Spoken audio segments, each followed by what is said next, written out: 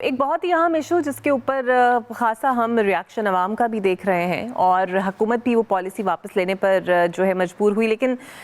وہ فیصلہ واپس ریوزٹ ہوگا اور کیا ہوگا یہ اب جاننے کی کوشش کریں گے۔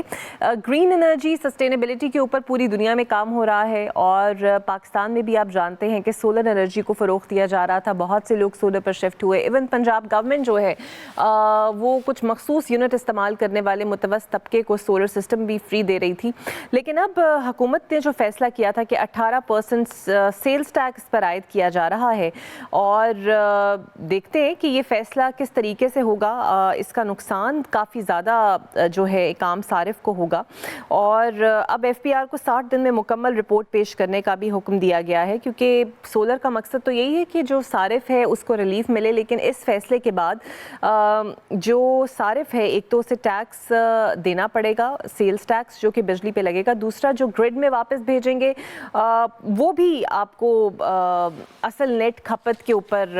چارج نہیں کرے گی بجلی۔ اسی پر ہم بات کریں گے، میرے ساتھ موجود ہوں گے ڈاکٹر بشارت حسین صاحب، انرجی ایکسپرٹ ہے۔ بہت شکریہ ڈاکٹر صاحب آپ کے وقت کا۔ سر، تو یہ معاملہ آپ کی نظر میں حکومت اب کیا طے کرے گی کہ اگر 18% یہ سیلز ٹیکس لگ جائے گا تو پھر عام صارف پر کتنا اس کی جیب پہ یہ بھاری ہوگا؟ دیکھیں، جیب پہ 18% ہی بھاری ہوگا، جو بھی اس کو جو ہے فائدہ ملنا تھا اس پہ 18% ٹیکس لگ جائے گا، تو 18% اس کو دینا پڑے گا۔ اس میں سے جو ایسا ہے کہ تھوڑا سا اس کے میں بیک گراؤنڈ میں جاتا ہوں۔ بات یہ ہے جی کہ ہم نے پوری کوشش کی تھی، میں جب آلٹرنیٹیو انرجی ڈیولپمنٹ بورڈ میں تھا جہاں پہ میں ڈائریکٹر جنرل رہا ہوں، وہاں پر ہم نے اس سولر کے لیے پالیسی بنائی تھی۔ اس کے بعد گورنمنٹ کے ساتھ مذاکرات کیے تھے اور کہا تھا کہ پاکستان میں سولر کو، ونڈ کو، biomass, waste to energy, biogas, biofuels وغیرہ، یہ جو آلٹرنیٹیو انرجی کے اور رینیوبل انرجی کے ذرائع ہیں، اس سے جو بجلی بنتی ہے اس کو زیادہ سے زیادہ فیسیلیٹیٹ کیا جائے، کیونکہ یہی کام تھا آلٹرنیٹیو انرجی ڈیولپمنٹ بورڈ کا کہ وہ فیسیلیٹیٹ کرے کہ بجائے ہم امپورٹڈ فاسل فیولز کی طرف جائیں، جیسے کہ furnace oil based power plants 1996 کی پالیسی کے تحت پاکستان میں لگے، اور جو کہ بہت زیادہ مہنگے ہیں کیونکہ تیل آپ کو امپورٹ کرنا پڑتا ہے۔ اسی طریقے سے بعد میں پھر L N G based power plants لگائے گئے، ایل این جی بھی امپورٹ ہوتی ہے، وہ بھی اتنی مہنگی ہے کہ وہ جو ہے یونٹ لے ہی نہیں سکتا، غریب آدمی کیا امیر آدمی بھی اس کو افورڈ نہیں کر سکتا۔ پھر امپورٹڈ کول بیسڈ پاور پلانٹس لگا دیے گئے جن کی میری نظر میں کوئی ضرورت نہیں تھی، اور وہ بھی پنجاب میں لگایا گیا۔ اور کول امپورٹ ہوتا ہے آپ کی کراچی پورٹ پر، تو اسی ٹرانسپورٹیشن پہ بھی جو خرچہ آتا تھا، اور ڈیزل ٹرکس کے ذریعے وہ ٹرانسپورٹ ہوتا تھا، جس کی کوئی مثال دنیا میں نہیں ملتی کہ پتہ نہیں کس نے اس کی فیزیبلٹی کی تھی، کس نے اس کی اجازت دی تھی، کون جو ہے اس کا ذمہ دار تھا۔ لیکن یہ 3 قسم کے جو امپورٹڈ فاسل فیولز تھے اس پر بجلی بنائی جاتی تھی، اور پاکستان میں آپ کو پتہ ہے کہ 40 سال سے کوئی بڑا ڈیم نہیں بنا، تو ہائیڈل کی طرف پہلے توجہ نہیں دی گئی، جس کی وجہ سے پھر یہ آلٹرنیٹیو انرجی کی طرف توجہ کرنے کا ہمیں کہا گیا، اور 2006 میں پہلی پالیسی اس کی ہمارے ڈپارٹمنٹ نے بنائی، جس میں میرا ایک بڑا حصہ تھا۔ اس میں ہم نے ونڈ، سولر اور ہائیڈل کے اوپر پالیسی دی، اور اس میں کافی انسینٹیوز دیے۔ پھر 2013 میں نے اس پالیسی کو ریوائز کروایا ای سی سی سے، اور اس میں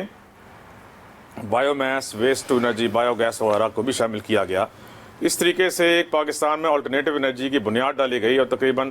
7.5 سے 10,000 میگا واٹس کے پروجیکٹس کو انیشیٹ کیا گیا، جس میں سے اس وقت کافی حد تک 35% سے لے کے 40% تک لگ چکے ہیں اور گرڈ کو بجلی دے رہے ہیں، جس کے لیے جو سورس ہے وہ فری ہے۔ تو اب اس میں سولر تھا، سولر کا ایک بڑا مقام ہے۔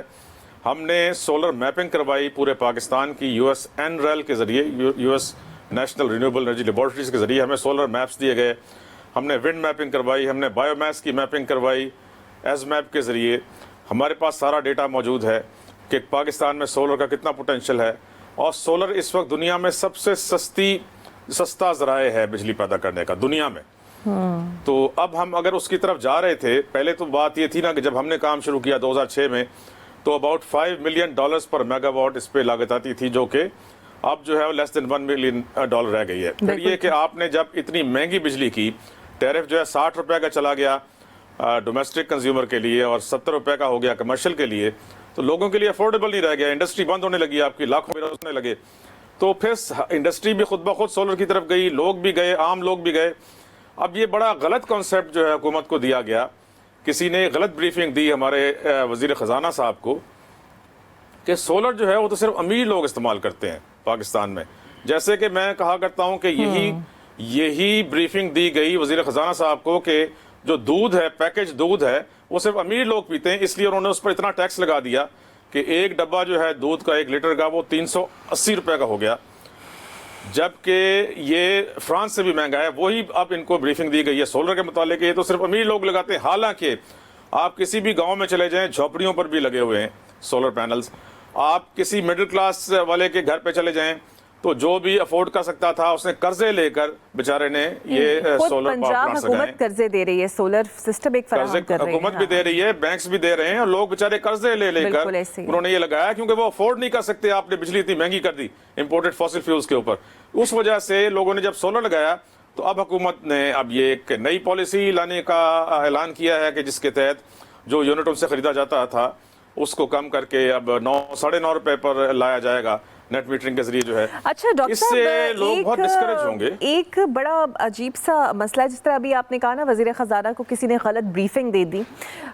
ہم لوگ فیصلے کر لیتے ہیں، اسے پروموٹ کرنا شروع کر دیتے ہیں، لیکن کوئی پالیسی بنا نہیں پاتے جب تک کوئی چیز انٹروڈیوس. اس طرح ایک زمانہ تھا، ہم نے یہ دیکھا کہ سی این جی گاڑیوں کے اندر جناب فیول بچائیں، سی این جی بہت سستی ہے، سب لوگوں نے اپنی گاڑیاں کنورٹ سی این جی پہ کرا لی، سی این جی اسٹیشنز بند گئے، انویسٹمنٹ ہو گئی. اب کہاں وہ سی این جی گئی؟ اس کے بعد جو ہمیں بیک لاگ ملا، پھر سی این جی کی بندش ہونا شروع ہوئی اور الٹیمیٹلی وائنڈ اپ ہو گیا، وہ پروجیکٹ ختم ہو گیا.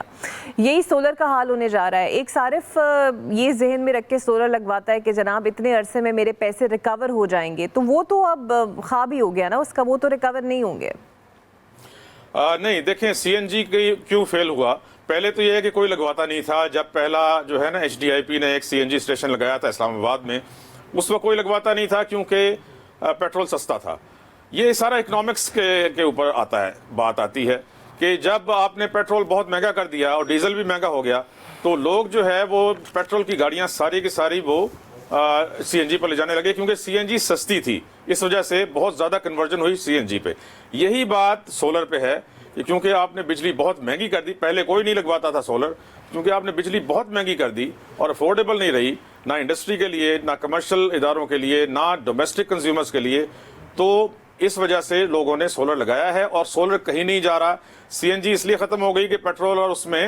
اب قیمت کا کوئی فرق نہیں رہ گیا، کسی کو فائدہ نہیں رہا، اس لیے اب لوگ سی این جی نہیں لگواتے کٹس. لیکن سولر کا ابھی بھی بہت فائدہ ہے کیونکہ یہ تو چیپسٹ جو ہے سورس ہے آف انرجی، اور یہ پاکستان میں ختم نہیں ہونے جا رہا. آپ کچھ بھی کوشش کر لیں اس کو ختم کرنے کی کسی طرح بھی، کیونکہ اگر سپوز گورنمنٹ کل کو یہ کہتی ہے کہ ہم 9 روپے پر لے آئیں، یہ کہتی ہے ہم نہیں خریدتے آپ سے، تب بھی جو لوگ ہیں وہ سولر پینلز بھی لگائیں گے اور پھر بیٹریز لگا لیں گے. تو اگر 60 روپے کا فرض کیا یونٹ پڑتا ہے، یا جس طرح آپ سستا کیا پرائم منسٹر نے اس کو 37 روپے پر لے آئیں، 37 روپے کا یونٹ آپ کو گریڈ سے پڑتا ہے اور سولر سے آپ کو یونٹ جو ہے وہ 4-5 روپے کا پڑتا ہے. تو ہر آدمی جو افورڈ کر سکے گا، جو قرضے لے سکے گا، وہ گھر کے اوپر اپنے سولر لگائے گا.